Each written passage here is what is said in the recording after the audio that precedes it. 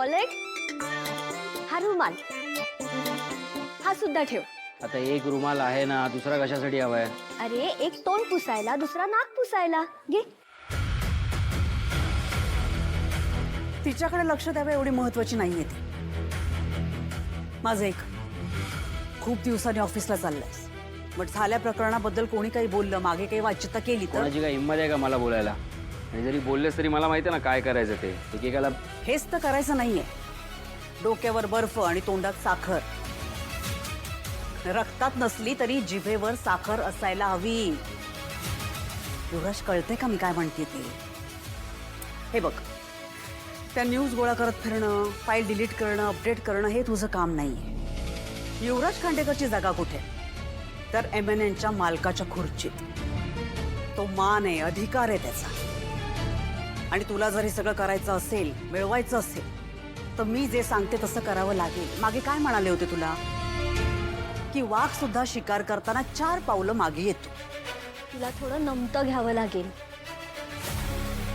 हे बघ युवराज, मी सांगते तसं गोडी गुलाबीने वागलास आणि त्या कौशिकीच्या मनात स्वतःची जागा निर्माण केलीस, तर त्याच गोडी गुलाबीने तू तिला MNNच्या दाराबाहेर कधी उभं करशील तिचं तिला कळणार नाही.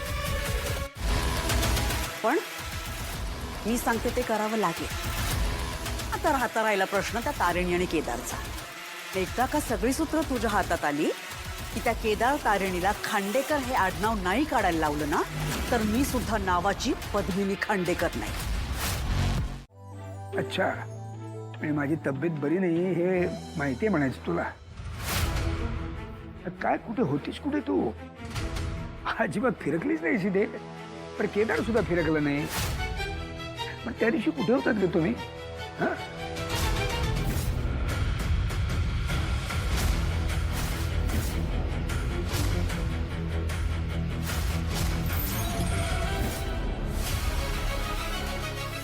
नाही मला कळलं ते काहीतरी त्या अनाथ आश्रमात जावं लागलं होतं तुम्हाला काहीतरी. पण फार उशीर झाला का तुम्हाला?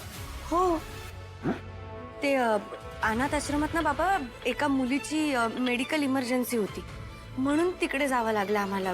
हा बाबा ठीक आहे, म्हणजे त्या दिवशीचं ठीक आहे, पण त्यानंतर सुद्धा अजून कामं सुरूच आहेत तुमची. कुठे केदार आहे कुठे? अगं या कामाच्या गडबडीत बापाला विसरला की काय असो? काय ग? अगं तुझ्याशी बोलतोय मी, लक्ष कुठे आहे तुझं?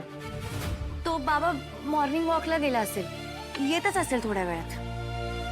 हो, पण मला भेटायलाच आला नाही तो. त्याला सांग मी बोलवलंय म्हणून सांग त्याला. हा, हे बघा ना, मी चहा आणलाय तुमच्यासाठी. छान गवती चहा आहे, घ्या. आहा, काय मस्त सुगंध येतोय का? वा वा. ये इकडे बस. अगं ये इकडे बस.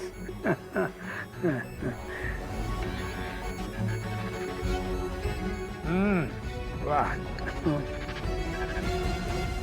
तारिणी, काय काय लपवतेस का माझ्यापासून? नाही, असं काही नाहीये. तुम्हाला काय असं वाटलं? असं नाही. मग कसं ग? काय झालंय? नाही मला कळत आहे ग. युवराजच्या एकाच चुकीमुळे मग सगळ्यांनाच त्रास सहन करायला लागलेला आहे. त्या पद्मिनीने तर काय मग सगळ्यांचा जीव नकोसा करून सोडला असणार. खरंच. तुम्हाला चहा आवडला? आवडला? काय छान तरतरी आली बघ मला. त्या कामताला येऊ दे. एवढ्या 3-3 वेळा घ्यायच्या गोळ्या औषधं देऊन ठेवले. त्याला सांगतो त्यापेक्षा 3-3 वेळा हा चहा प्यायला दे, बघ मी आणखी लवकर बरा झालो असतो.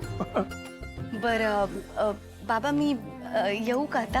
काय येऊ येऊ लावलेस तू? काय कुठे जायचंय का तुला? नाही, जरा काम होतो, बाकी काही नाही. कसली का बघ, एक तर 2 दिवसांनी आलीस तू. वहिनी, वहिनी, वहिनी कुठे चाललात? पद्मिनी काकू आल्या वाटतं. खोलीत. सारखं सारखं काय खोलीत जाता? नाही म्हणजे भाऊजी आराम करत असतील ना, तुम्ही या ना, इथे या. काय चाललंय? काय हो इथे या. झालंय काहीच झालं नाहीये वहिनी, पण तुम्ही आत गेलात ना तर नक्की होईल. काय होईल? चहा चहा थंड होईल. खास तुमच्यासाठी केलाय मी गवती चहा. अगं नाही नकोय, माझा चहा झालाय. असं काय करता वहिनी, मी तुमच्यासाठी एवढा खास चहा केला आणि तुम्ही नाही म्हणता. माझ्या आग्रह खातर करत पिऊन तर बघा गवती चहा, सांगा कसा झालाय. पिऊ तर दे आधी मला. ही चेतना पद्मिनीला एवढी जोर जोर धागा कशाला मारते? काय पद्मिनीला ऐकू येत नाही की चेतना तुझ्या हातचा चहा पिऊन तिचा घसा खोला झालाय? बघते नक्की काय झालंय ते. हा, तुम्ही प्लीज काळजी घ्या. होय का? हा, आले. काय झालंय काय सगळ्यांना? पण अशी एकदम घाईत निघून गेली. चांगलं झालं. बरं, मी आज जाऊन पिते. वहिनी इथेच बसून प्या ना, आणि सोबत हा मावा केक पण खा. नाही नकोय मला. असं काय करता वहिनी, पिऊन तर बघा आणि हा मावा केक खाऊन बघा कसा झालाय. हा चहा कसा झालाय, गवती चहाची टेस्ट येते का?